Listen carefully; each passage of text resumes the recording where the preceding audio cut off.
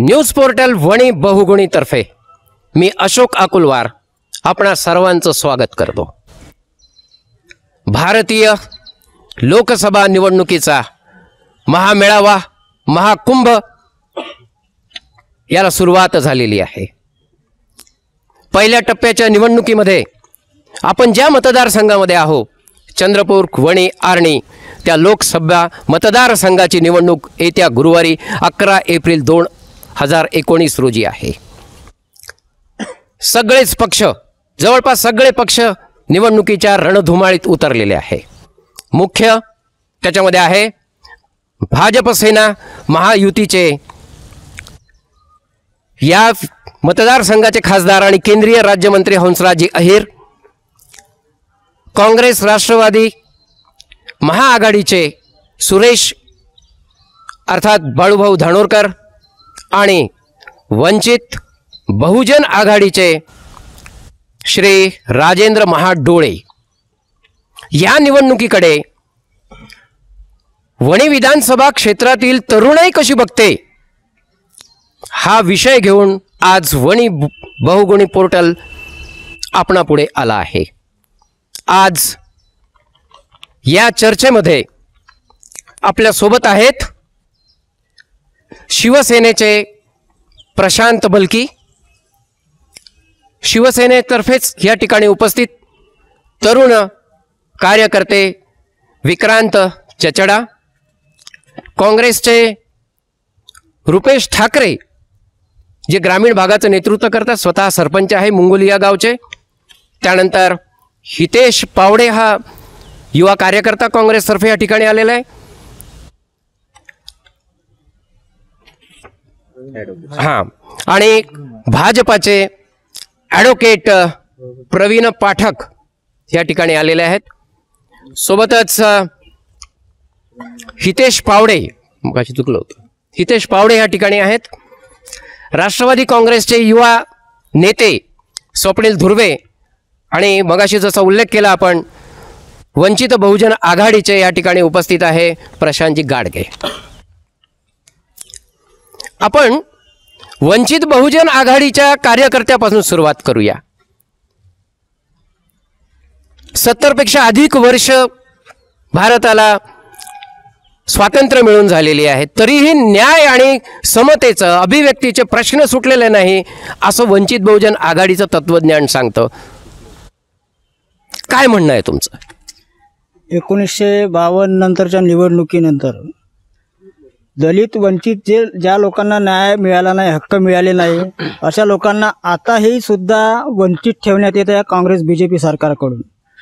उलट त्यांच्याकडून फक्त आश्वासनं देण्यात येते, पण आश्वासनाची पूर्ती करण्यात येत नाही। ओके, प्रशांत गाडगे असं म्हणतात की बस सेना भाजपचे सरकार जे आहे ते वंचितांना न्याय देत नाही आहे, समतेचा त्यांच्याकडून अवहेलना होते आहे। काय वाटतं तुम्हाला? हे जे सांगत आहे यांना अर्धवट माहिती आहे। कारण प्रश्न असा आहे की आमचं जे सरकार आहे गेले 5 वर्ष झाले आणि त्या अगोदर तुम्हाला माहीतच आहे की युती सरकारने जे 10 वर्ष इथे घातले आणि त्या 10 वर्ष आणि त्याच्या अगोदरचा बराचसा काळ शोषित आणि वंचित राहिले हा सगळ्यात मोठा प्रश्न आपल्यासमोर आहे। त्यामुळे या 5 वर्षात आम्ही यांच्याकडे व्यवस्थित लक्ष, मग स्वच्छता अभियानापासून असो, त्यानंतर त्यांच्या रोजगारासंबंधी असो, पाणीपासून सगळ्यापर्यंत आपण त्यांना सुखसोयी देण्याचा प्रयत्न केलेला आहे। त्यामुळे हे यांचं वंचित बहुजन आघाडीच्या प्रशांत गाडगेंनी सेनेवरही आरोप केलाय की सेना सुद्धा न्याय आणि समताकडे पाहिजे त्या प्रबळतेने बघत नाही आहे। काय वाटतं? त्यांचा आरोप हा सरसवी सपशेल चुकीचा आहे। कारण अगदी 5 वर्ष झाले आता आम्ही सत्तेत आहोत आणि शिवसेना असा पक्ष आहे की त्यांनी जे म्हटलं की बहुजनांना न्याय मिळत नाही, शिवसेना या पक्षाने एकमेव असा पक्ष आहे की ज्यांनी हमालापासून तर आपल्या मापारीपासून सगळ्यांना आमदार इतके पद दिले, मोठे मोठे पद दिले आहे। मग हे असं म्हणत आहे की यांनी बहुजनांना न्याय दिला नाही, हा आरोप त्यांचा चुकीचा आहे। बरीच वर्ष महाआघाडीचं सरकार युपीएचं सरकार होतं, त्यात राष्ट्रवादी सुद्धा सामील होती। काय तुम्हाला वाटतं की तुमच्या काळामध्ये न्याय समता याला न्याय मिळाला? प्रथमतः मी वणी बहुगुणीचं अभिनंदन करतो की आमच्यासारख्या युवकांना तुम्ही एक स्टँड दिलं की आम्हाला बोलायची एक संधी दिली। यांचा जो आरोप आहे त्याच्याशी मी कुठेतरी पूर्णपणे समर्थक नाही आहे। परंतु काही ना काही स्वातंत्र्यानंतर ज्या प्रकारे मागासवर्गीयांना न्याय देण्याची भूमिका काँग्रेस, राष्ट्रवादी आणि इतर पक्षांनी केली होती, त्याच पद्धतीने आता आमचे सहकारी बोलले, मित्र पक्षातले, सत्ताधारी पक्षातले आमचे पाठक साहेब, की आम्ही सर्वात जास्त 5 वर्ष काहीच नाही केलं बा, आणि याच्या आधी काय यांची गव्हर्नमेंट होती, पण तुम्ही फक्त मागच्या गव्हर्नमेंटचं पाहिलं, तुम्ही 5 वर्षाचं काय केलं याचा पहिले त्यांनी म्हटलं की आम्ही रोजगार दिला, 2 कोटी रोजगार वार्षिक देण्याचं काम मोदी सरकारने मागच्या याच्यात दिलं होतं, परंतु ते कुठे दिसत नाही. आज 45 वर्षामध्ये सर्वात कमी बेरोजगार मुलं जर टक्का घसरला असेल तर बेरोजगारीचं प्रमाण ह्या 45 वर्षामध्येच वाढलं आहे. आणि तुम्ही स्वप्नील दुर्वेंशी सहमत आहात का? बिलकुल, बेरोजगारीचं प्रमाण वाढलं आहे. पहिल्यांदाच पुण्यातील MPSC UPSCच्या प्रिपरेशन करणाऱ्या विद्यार्थ्यांना आंदोलनाला जावं लागलं, भरदिवसा आंदोलन करावं लागलं. हे या सरकारच्या काळात झालं आणि हे मोठं दुर्दैव आहे की 60 वर्षाच्या काळात जो शिक्षित युवक आहे त्या युवकाला आंदोलन करायची वेळ आली नव्हती, पण ती या सरकारच्या काळात आंदोलन करायची सुद्धा वेळ आली. मागासवर्गीय विद्यार्थी बेरोजगार आहेत की त्यांना काही या युती सरकारने काही न्याय दिला असं वाटतं? बिलकुल नाही दिला नाही, कारण हे मागासवर्गीय लोकांकडे जाणीवपूर्वक दुर्लक्ष करतात. मागील 5 वर्षाचा हिशोब पाहिला तर त्यामध्ये आता तर ते भारतीय संविधानानुसार जे हक्क दिले आहेत मागासवर्गीयांना, तो संविधानच बदलवून टाकण्याची भाषा काही खासदार करत आहेत. त्यांचे सरळ आरोप करतात. तो अनंतकुमार हेगडे नावाचा खासदार, तो तर मध्ये आम्ही संविधान बदलवायला सत्तेमध्ये आलो, आणि दुसरे खासदार म्हणतात का बा 2019 नंतर निवडणूक होणार नाही. म्हणजे हे युतीचं सरकार आहे भाजप सेनेचं, ते कुठेतरी संविधानाच्या विरोधात काम करत आहे. युतीचं सरकार संविधानाच्या विरोधी काम करत आहे असं म्हटलेलं आहे, एकदम तुमच्यावर आरोप केलेला आहे. भाजपच्या तरुणाईला याबाबत काय वाटतं? त्यांनी खासदार हेगडेंचं नाव घेतलेलं आहे. आपण विचारूयात भाजपाच्या तरुण कार्यकर्त्याला. संविधान बदलण्याची कोणातच ताकद नाही. बाबासाहेबांनी जे संविधान बनवलेलं आहे, मला नाही वाटत त्याला जगात कुठेतरी तोडगा आहे, आणि असं संविधान वरच आपण आधारित आहोत, आणि हे जे काही सगळं होऊन राहिलं आहे आपलं हे संविधानावरच आधारित आहे. त्यामुळे असं होऊ शकत नाही. कदाचित माझ्या मित्रांना एखाद्याचं बोलणं वगैरे चुकीच्या पद्धतीनं वाटलं असेल. संविधान बदलणं हे कोणाच्याच अधिकारात नाही, आणि आपलं सगळ्यात पहिलं महत्त्व तेच आहे की सबका साथ सबका विकास. म्हणून आपण कुठलाही वर्ग पाळत नाही, कुठलाही वंचित शोषित आपण पाळत नाही. आपल्यामध्ये एकच आहे, आपण सगळे भारतीय आहे. आणि आमचे प्रधानमंत्री आणि मुख्यमंत्री हे दोघंही सांगतात की 130 कोटी भारतीय आहेत, त्यामुळे आम्ही हा वर्ग कधीच पाळत नाही. आम्हाला एकच माहिती आहे, सबका साथ सबका विकास. आता ही सगळी तरुणाई भ्रष्टाचाराकडे, आणि आता आपण पाहिलं की बेरोजगारीकडे कशी पाहतं, संविधानाकडे कशी पाहतं हे आपण बघितलं. आता आणखीन एक चुनावी मुद्दा यावेळेस आहे, जवळपास तो प्रत्येक निवडणुकीमध्ये असतो, तो म्हणजे भ्रष्टाचार. याच्याकडे ही तरुणाई कशी बघते, या सेनेच्या युवा एका कार्यकर्त्याला आपण विचारूया. भ्रष्टाचार, मला तर आत्ता असं आश्चर्य वाटत आहे तुम्ही भ्रष्टाचार नाव काढला, कारण की मागील 5 वर्षापासून भाजप सेनेची जेव्हा युतीची सरकार आहे तेव्हापासून मी तर ऐकलं नाही भ्रष्टाचार कुठेही झाला. सिंचनापासून तुम्हाला माहीत आहे मागील 60 वर्षापासून बाकीचे सरकार भ्रष्टाचार करत होते का करत होते. आणि आमचे मोदीजी आणि उद्धव साहेब हे एकच गोष्टी म्हणतात. तुम्ही जे पहिले जे मुद्दा झाला त्यांनी सांगितलं का जे कोणाच्यावर अन्याय होता है, संविधान बदल होता है, ना मस्जिद को जानते हैं ना शिवालों को जानते हैं, ना हम मस्जिद को जानते हैं ना हम शिवालों को जानते हैं, जो भूखे पेट है वो सिर्फ निवालों को जानते हैं. आमचे बाळासाहेबनं सांगितलं आहे जे भूखे पेट आहे ते फक्त आम्ही त्यांच्यासाठी पाहतो. एवढी परिस्थिती आम्ही निर्माण केलेली आहे. तुमच्यावर थेट आरोप केलेला आहे की बा काँग्रेस आघाडीच्या याच्यामध्ये भ्रष्टाचार वाढला, आमच्या याच्यात नाही आहे. काय वाटतं? हे सत्ता कारण आहे, कारण की चिक्की घोटाळा, व्यापम घोटाळा हे काय आहे, हे काय आहे, कारण की ज्यांची सत्ता आहे तो आपला घोटाळा प्रूव्ह करून देत नाही. कारण की ज्यांचे विरोधातले आहे ते जुने 50 वर्षाच्या वेळेचे काही कामं केले ते आता उजागर करून ते काहीतरी काढून राहिले, आणि ते स्वतःच्या जे मंत्र्यांनी केलेले घोटाळे आहे ते लपवून राहिले, दाबून राहिले. काँग्रेस आघाडीचे, काँग्रेस राष्ट्रवादीचे जे तरुण आहेत तर यांना काहीतरी बोलूयात. 30 सेकंद. मला सांगा 60 वर्षात जे काँग्रेसवाल्यांनी आतापर्यंत आपले मुख्यालय म्हणजे धड लाखात नाही आहे, यांचं 800 करोडचं मुख्यालय त्या दिल्लीला बांधलेलं आहे. तर हे 5 वर्षात 800 करोड आले कुठून? यांच्याकडे जर पैसे नव्हते तर 800 करोडचं मुख्यालय तिथे बांधलं कुठून? महाआघाडीचे ना महायुतीचे तरुण एकमेकाविरुद्ध भिडलेले आहे भ्रष्टाचाराच्या मुद्द्यावरती. तुम्हाला काय वाटतं वंचित बहुजन आघाडीच्या युवाला? भ्रष्टाचार तर दोन्ही सरकारमध्ये झाला आहे. अच्छा.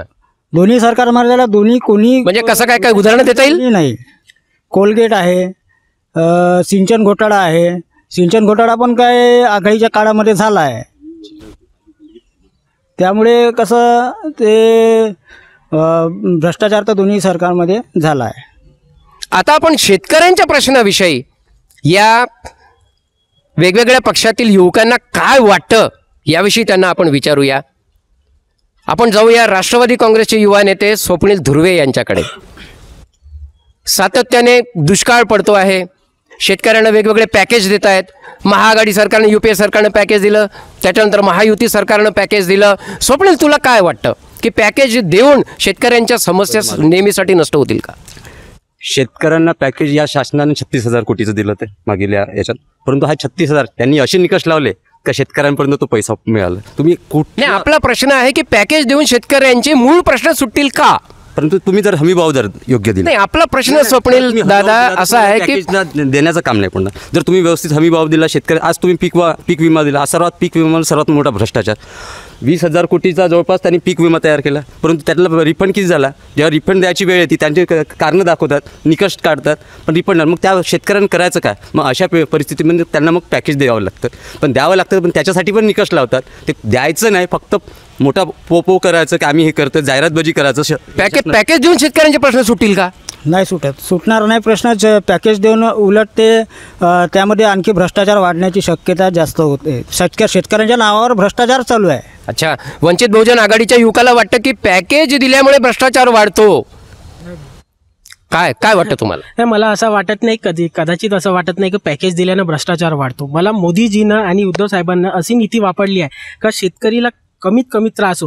तुम्ही TV बघतच असेल, आमचे मित्र त्यांना सांगितलं आहे का कसं निर्माणपणे आपण पीक उगवून घेणार, का करणार. प्रत्येक गोष्टीसाठी मोदी सरकार बघत आहे. स्पेशली किसानसाठी बद्दल त्यांनी किती योजना आणलेली आहे, घर बांधून दिलं, प्रत्येक कोणी असं बघितलं नाही. आणि मला वाटते का मागील 60 वर्षापासून आजचा किसान चांगलं जगत आहे. मला हे माहीत आहे. मला एवढं. आपण भाजपच्या तरुणाईला विचारूया की बा नुसतं पॅकेज दिल्याने शेतकऱ्यांचे प्रश्न सुटतील का? पहिलेच करत नाही, मला इतका आनंद वाटला की यांना आता समजायला लागलं की शेतकरी वंचित आहे आणि आता शेतकऱ्यांसाठी आपण हे भ्रष्टाचार वगैरे. मला खूपच म्हणजे कौतुक वाटलं राष्ट्रवादी आणि काँग्रेसचं. काय आहे की काल आमच्या साहेबांनी एक अनाऊन्समेंट केली, हंसराज भैयांनी एक अनाऊन्समेंट केली की आपण वरोरा वनी हा जो पूल आहे हा आपण त्याच्यावर बंधारा बांधण्याचं काम करणार आहे आणि सोबत पूल बांधण्याचं काम करणार आहे. बरोबर आहे, मंत्री राहिलेले आहे 20 वर्षापासून तेच आश्वासन देत आहे की म्हणूनच अशा खासदारांना लोकसभेमध्ये सगळ्यात जास्त प्रश्न विचारले म्हणून अवॉर्ड सुद्धा मिळालेला आहे. मागच्या 20 विरोधी आता खासदार केंद्रीय राज्यमंत्री खासदार हंसराज अहिर यांचा हिशोब ह्या ठिकाणी काँग्रेसचे आणि राष्ट्रवादीचे आणि वंचित बहुजन आघाडीचे युवक मागत आहे. आपण पहिले त्यांना संधी देऊया आणि मग उत्तर विचारूया सेना आणि भाजपच्या तरुणाईकडून. खासदार हंसराज अहिरच्या या एकूणच कारकिर्दीकडे काँग्रेसचे युवक कसे बघतात ते सांगा. खासदार अहिरांचं कामं दाखवा आणि आमच्याकडून प्राईज घेऊन जा अशासारखी आता स्थिती आहे. कोणतं काम केलं? युरियाचा कारखाना आणून देतो हे मोठं त्यांचं आश्वासन. केव्हापासून? जेव्हा विरोधात होते ना तेव्हापासून. आता सत्तेत आले, मंत्री बनले, केमिकल फर्टिलायझर मंत्री होते, त्यानंतर तर गृहराज्यमंत्री आले आणि बिलकुल त्या कारखान्याची जमीन सुद्धा कुठे घेतली ते पण दाखवून द्या म्हणा यांना. तुम्ही सहमत आहात स्वप्नील धुर्वे? 100% सहमत आहे. त्यांचं यांनी कोणता मोठा प्रकल्प नाही आणला शेतकऱ्यासाठी. इथलं कुठलंच शिक्षणाबाबत कोणते मोठे कॉलेज किंवा कोणती मेडिकल कॉलेज अशी कुठल्याही प्रकारची इथे कॉलेज वगैरे नाही आणली. बेरोजगारांना कोणता रोजगार देण्यासाठी असं कोणता प्रकल्प आणून त्यांना रोजगार देण्याची पण संधी त्यांनी कोणती उपलब्ध करून दिली. वंचित बहुजन आघाडीचा युवा कसा बघतो खासदार हंसराज अहिरच्या या कारकिर्दीकडे? काँग्रेस राष्ट्रवादीच्या काही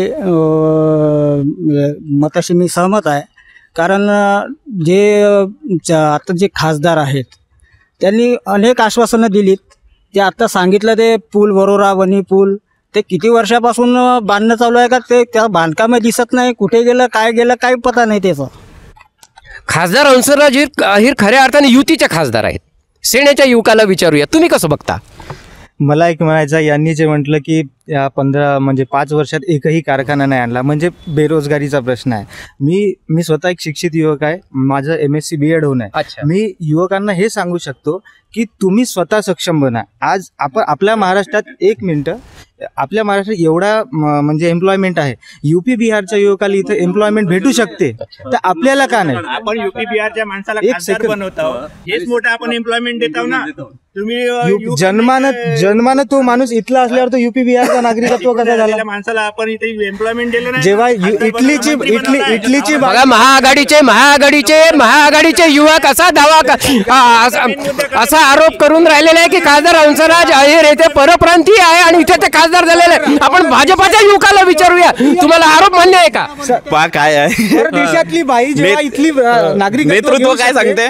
नेतृत्व म्हणजे आमच्या 5 वर्षाच्या अगोदर एक स्कीम चालू झाली युतीच्या काळामध्ये. कोणची? तर मनरेगा. यांच्या नेत्याला धड मनरेगा म्हणता येत नाही, तर समोर या पोरांचा विकास काय करणार? आता प्रश्न असा आहे की अहिर साहेबांनी विकास केला का? विकास जर केला नसता तर 15 वर्ष या लोकसभेमध्ये ते निवडून आले नसते. सर्वात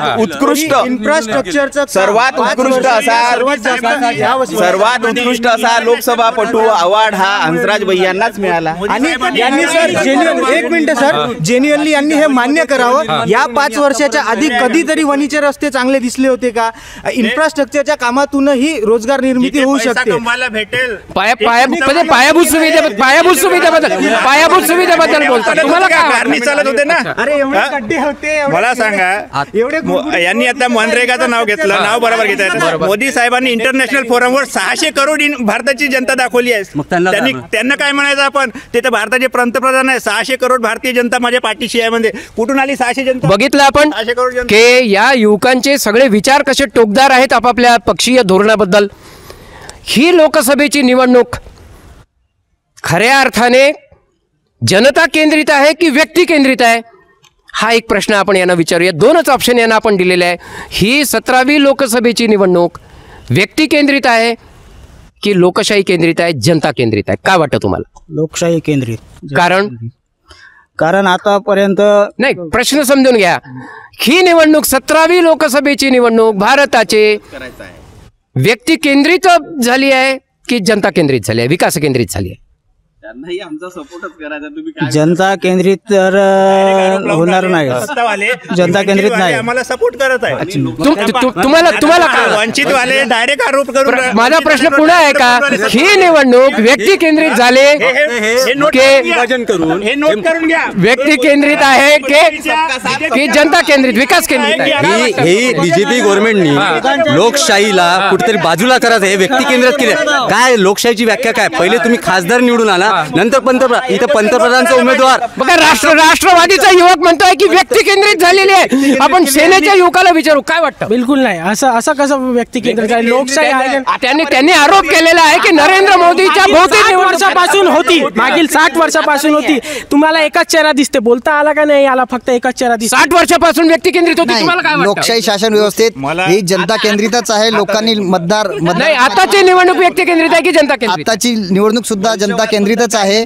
माझा मगाच्या प्रश्नाचं उत्तर होतं की शेतकरी आत्महत्येच्या संदर्भात सरकारचा धिक्कार असो अशी लोकमतला बातमी होती. आता नुकताच निवडणुकीच्या काळात पांढरकवडा तालुक्यातल्या शेतकऱ्यांनी आत्महत्या केली. शेतकऱ्यांच्या संदर्भातलं जे सरकार म्हणते की आम्ही शेतकऱ्यांना 1.5 हमी भाव दिला, बरोबर. मग शेतकऱ्यांना 1.5 हमी भाव दिला, तर मग आजही कापूस 4,500 काय होता? आता सगळ्या शेतकऱ्यांनी कापूस विकल्यानंतर आता कापसाचा भाव 6,000 गेला, जेणेकरून फक्त कापूस व्यापाऱ्याकडे शिल्लक आहे. मग आपण हे सरकार देशहिताचं कसं म्हणतो? सबका साथ सबका विकास म्हणत असताना सरकार फक्त आपला विकास आणि सगळ्यांचा भकास, म्हणजे जनता भकास आहे. सबका साथ सबका विकास या धोरणावर मोदी सरकारचा घराघात झालेला आहे या ठिकाणी. पहिले आपण युतीमधल्या युवकाला विचारू, सेनेच्या, काय वाटतं तुम्हाला? आता यांचं असं बोलणं आहे, गाडीत राहणार 100चा पेट्रोल आणि जा बा दिल्लीकडे, असं होऊ शकत नाही. मागील 60 मी तेच त्याबद्दल सांगतो. मोदीसाठी म्हणलं होतं राहुल गांधींनी. असंच बोलणं आहे, ते मोदीसाठी म्हणलेलं आहे. हे ऐकू शकत नाही. आम्ही आमच्याकडे स्वच्छ आहे आणि हे युतीवाले असं कसं करत होते? अरे तुम्ही काय करत होते मागील 5 वर्षात? चला आता काय केली तुम्ही? अतिशय टोकदार मत आहेत यांची, अतिशय टोकदार मत आहे.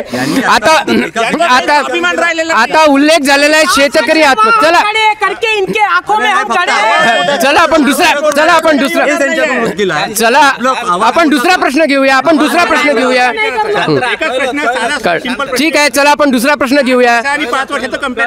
दुसऱ्या प्रश्नाकडे आपण वळूया. प्रश्न लक्षात घ्या पहिले की वाढत्या शेतकरी आत्महत्येला युपीए सरकार जबाबदार आहे की महायुतीचं सरकार जबाबदार आहे? याला सर्वस्वी युपीए जबाबदार आहे. फक्त 5 वर्ष आमची सत्ता आली आणि आम्ही काय काय केलं हे सगळ्या शेतकऱ्यांना माहिती आहे. आम्ही गावागावात फिरतो, प्रत्येक शेतकऱ्याचं मत काढतो. प्रश्न असा आहे, माझ्या मोठ्या भावानं असं सांगितलं की शेतकरी आत्महत्या करतात. मग तो 1 करो नाही तर 10 करो, शेतकरी आत्महत्या ही वाईटच, ही आपल्याला लाज वाटायला पाहिजे. आम्हाला 5 वर्ष झाले लाज वाटत आहे, तुम्हाला 50 वर्ष झाले लाज वाटायला पाहिजे होती. तुम्ही बीजेपीने काय केलं याबाबत तुम्हाला काय वाटतं? बीजेपीचा तरुण कार्यकर्ता म्हणून तुम्हाला काय वाटतं बीजेपीने काय केलं? आमच्या मोदी सरकारनं आम्ही 6,000 प्रत्येकाच्या खात्यावर जमा करताय. त्यांचे आधार कार्ड आम्ही लिंक केले. आजपर्यंत या सरकारने नाही केले. आतापर्यंत या सरकारने एकही बँक अकाउंट उघडलं का त्या लोकांचं? मग 23 ते 24 कोटी बँक अकाउंट उघड. युतीमध्ये असून सुद्धा शिवसेनेने भाजपाला विरोध केला या प्रश्नावरती. सेनेच्या युवकाला विचारूया आपण की शिवसेनेने उद्धव ठाकरे साहेबांनी भाजपाला या शेतकरी आत्महत्येच्या विषयी कोंडीत पकडण्याचा का प्रयत्न केला? मागील 5 वर्षात वारंवार उद्धव साहेबांनी बीजेपी सरकारचा विरोध केला, कारण की जे शेतकरी हिताचे प्रश्न होते ते मार्गी लागावे यासाठी. काही लोक म्हणत होते की हे सत्तेतून बाहेर का नाही पडत. सत्तेतून बाहेर पडणं हा काही मार्ग नव्हता. बाहेर पडले असते तर विनाकारण मधातच आपल्याला पुन्हा निवडणुकीला सामोरं जावं लागलं, तो भूर्दंड परत आपल्याच लोकांवर बसला असता. म्हणून वारंवार दबाव तंत्राचा वापर करून जे जनतेचे प्रश्न होते मार्गी लावले. आणि मी स्वतः एक कॉन्ट्रॅक्टरच्या ह्याच्यात काम करतो. मागील 5 वर्षात जेवढे सिंचनाचं काम झालं, म्हणजे मागील त्याला शेततळे हे बहुतेक ठिकाणी आणि विहिरीचं काम हे भरपूर प्रमाणात झालं आहे. याच्यापूर्वी मी म्हणजे युपीए सरकार असतानाही मी काम करत होतो. या लोकांना असं वाटतं, युतीच्या तरुणांना असं वाटतं की शेतकऱ्यांना अनेक योजना दिल्यामुळे शेतकरी आत्महत्येचा आलेख हा कमी झालेला आहे आणि बहुतांशी शेतकरी आत्महत्या वंचित घटकातील असा अहवाल सांगतो. वंचित बहुजन आघाडीच्या युवकाला काय वाटतं शेतकरी आत्महत्येबद्दल आपण विचारूया. शेतकरी आत्महत्याबद्दल हे युपी आणि एनडीए सरकारने शेतकऱ्यांना खूप आश्वासनं दिली. त्यांना पॅकेज देतात, पण त्या पॅकेजमध्ये घोटाळे सुद्धा होतात. आणि तेच जो खरा शेतकरी जो लाभार्थी आहे त्याच्यापर्यंत तो पैसा पोहोचत नाही. महत्त्वाची गोष्ट पोहोचत नाही. तो पैसा कुठे जातो, काय जातो ते त्यांनाच माहीत. आपण या युवकाने एक प्रश्न विचारला होता, पण तितकंसं उत्तर त्यांच्याकडून आलेलं नाही आहे. आपण पुन्हा तोच प्रश्न वेगळ्या पद्धतीनं तो विचारतो मी.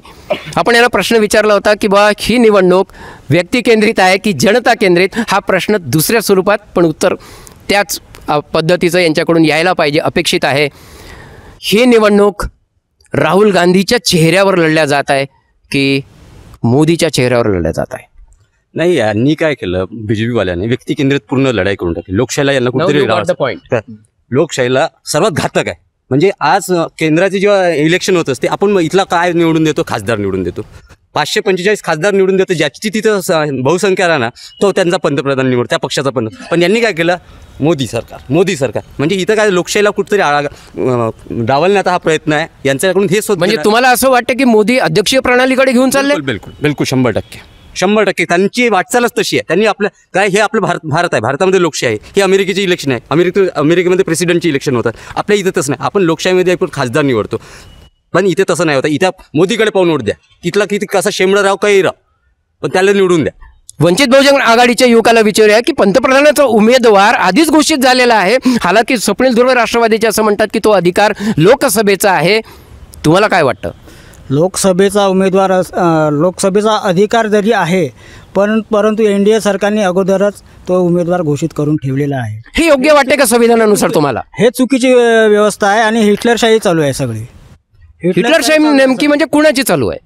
मोदीची की बीजेपीची? एनडीए सरकारची. अच्छा, एनडीए सरकारची आणि मोदीची. महत्वाची म्हणजे मोदीची. बघा, राष्ट्रवादीच्या युवकांची मतं जाणली, वंचित बहुजन आघाडीच्या. आता आपण काँग्रेसच्या यांना विचारूया की राहुल गांधी पंतप्रधानाचा चेहरा समोर आणलाय लोकांपुढे की मोदींचा काय आहे? राहुल गांधीचा चेहरा आतापर्यंत लोकांसमोर आलेला नाहीये.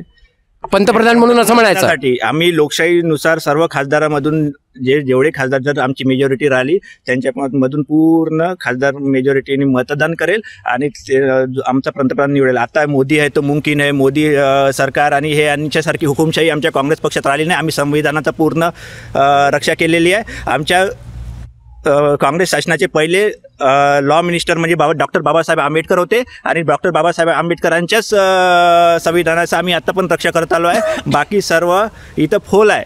वंचित बहुजन आघाडीवाले आपला काहीतरी साधण्याचा प्रयत्न करून राहिले. आताच बीजेपीच्या प्रवक्त्यांनी त्यांच्यावर आरोप लावला की हे आमचे मित्र आहे म्हणून. मोदींना थेट हिटलर म्हटलेलं आहे. काय वाटतं बीजेपीच्या तरुणांना? काय आहे की हे दुसरं काही नाही, हा राग आहे. राग कशाचा की 55 वर्ष 60 वर्ष या सत्तेत भोगायचं आणि एक सवय पाडून घ्यायची की आम्हीच जिंकणार आहे. तुम्हाला काही समजत नाही. मोदी सरकार ही काही सरकार नाही आहे. तुम्हाला काही दिवसा अगोदर आठवत असेल की याच काँग्रेसला इंदिरा काँग्रेस म्हणायचं. नाही भांडण्यासाठी भांडू नका. शांत राहा. बस 2 मिनिटं शांत राहा. बरं ऐकून तर घ्या. आघाडी आणि युतीने राजकारणाच्या समीकरणाकडे हे तरुण कसे बघतात हे आपण आता बघूया. महाआघाडी आणि युतीच्या राजकारणाकडे कसं बघतात हे आपण बघूया. आता शिवसेनेने लोकसभेमध्ये बीजेपीशी पुन्हा युती केलेली आहे. एक मिनिट. आता नॉट इंडियन महाआघाडी आणि महायुतीच्या या गठबंधनाकडे राजकारणाकडे ही तरुणांना कसं वाटतं? या बहुविध पक्षाच्या एकत्रीकरणाकडे निवडणूक लढवण्याच्या या प्रक्रियेकडे तरुणांना कसं वाटतं ही मतं आज जाणून घेऊया. पहिला प्रश्न आपण सेनेच्या कार्यकर्त्याला विचारूया की 5 वर्ष सत्तेत असूनही उद्धव ठाकरे आणि त्यांची सेना भारतीय जनता पक्षाच्या नेतृत्वावर हल्ले चढवत होती, पण आता पुन्हा एकत्रित झाली. काय वाटतं? मी तुम्हाला ऑलरेडी सांगितलं आहे का आमचा पक्ष हा राजकीय पक्ष आहे, राष्ट्रीय पक्ष नाही. आणि महाराष्ट्राच्या जनतेचा विकास कसा करून घ्यायचा आहे. भलेही आम्ही सत्तेत होतो, हे विरोधक जे विरोधक होते ते कमजोर होते. त्यांनी एक प्रश्न उपस्थित करत होते का आज परिस्थिती अशी होती की विरोधक नव्हते. मग आमच्या मित्र पक्षाकडून आम्हाला जे काम करून घ्यायचं होतं ते दबाव तंत्राने आम्ही करून घेतलं. महाआघाडी विरोधकाची भूमिका वठवत नव्हती असा जाहीर आरोप आहे. ते कसं आहे, आता यांनी सांगितलं मी कॉन्ट्रॅक्टरचं काम करत होतो. आता मी शेतकऱ्याचं जे त्यांनी सांगितलं विहिरीचे कामं दिले. विहिरीचं जिथे पाणी नाही तिथे विहीर बांधून हे कोणाचं फायदा करून राहिले मला हेच समजत नाही. ज्या क्षेत्रात पाण्याचे बिलकुल थेंब पाणी नाही तिथे विहिरी बांधून आणावं साहेब. यांच्या डाट्यात पाहून घ्या म्हणा. बीजेपीचे इथले स्थानिक कार्यकर्ते, इथले स्थानिक पदाधिकारी हे कॉन्ट्रॅक्टरशिपमध्ये आहे. कितीतरी भ्रष्टाचार, झरीमध्ये कितीतरी विहिरी अर्धवट खोलून त्यांचे सुपुत्र अर्धवट विहिरी खोदकाम करून पूर्ण पेमेंट घेतलेलं आहे. हे आपल्या वणी विधानसभा क्षेत्रामध्ये झालेलं आहे. यांचं काम काय, पैसा आला तर फक्त भ्रष्टाचार करणे, म्हणजे वरच नाही खालपासून तर वरपर्यंत भ्रष्टाचार करतात. एक शेवटला प्रश्न विचारतो मी वंचित बहुजन आघाडीच्या कार्यकर्त्याला. प्रशांतजी गाडगे, तुम्ही सांगा की भाजप सेना आणि काँग्रेस राष्ट्रवादी संधिसाधू राजकारण करतात का? हो, दोघेही संधिसाधूच आहेत. भाजप सेना, काँग्रेस राष्ट्रवादी संधिसाधू आहेत. ते संधिसाधू आहेत आणि त्याचा निर्णय जो आहे नंतर निवडणूक झाल्यानंतर ते आमचे सर्व बाळासाहेब आंबेडकर घेतील. काय ते आपण एक शेवटला प्रश्न, चांगली चर्चा रंगत आली आहे पण आपल्याला वेळेचं बंधन आहे. वणी बहुगणी न्यूज पोर्टलतर्फे आपण एक शेवटला प्रश्न, एक कॉमन प्रश्न प्रत्येकाला विचारूया, या प्रत्येक पक्षाच्या तरुणाईला, की लोकसभेमध्ये एनडीए बाजी मारणार की यूपीए? एनडीएच फिर एक बार मोदी सरकार. आपणास काय वाटतं? 101% एनडीए. आपण भारतीय जनता पार्टीचं सरकार म्हटलं नाही, राहुल गांधी एनडीए बाजी मारणार की यूपीए बाजी मारणार? 100% एनडीए आणि मी एनडीए बाजी मारणार की यूपीए बाजी मारणार? 100% यूपीए बाजी मारणार. मला 2 प्रश्न विचारायचे. फक्त मोदी 50 वर्षात मी युवक म्हणून एक प्रश्न विचारतो. नाही, एक आपल्याला फक्त ऑप्शन दिलेले आहे. उत्तर एकच ऑप्शन द्यायचं आहे, पर्याय दिलेले आहे तुम्हाला.